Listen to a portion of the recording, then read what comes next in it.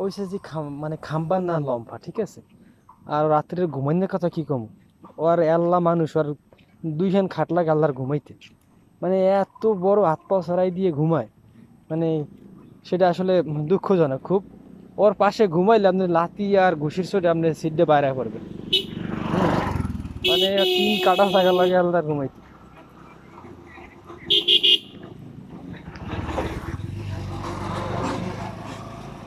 গাড়ি একখানের পর একখান আইতেই থাকে, দেখছেন অবস্থা।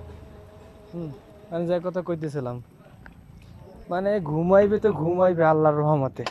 হ্যাঁ, আর নাক ডাহার খায় আপনি পারবেন সিটে বাইরে। মানে ওরা লিখেছি বিপদ আছে, কি যে করি করতে পারি না। তোমরা এই হালার ফালারে, ও যদি স্কুলে যায়, স্কুলের আমার পিছনের বেঞ্চে বইবে এবং লাস্ট পিরিয়ডের আগেই পলাই যাইবে।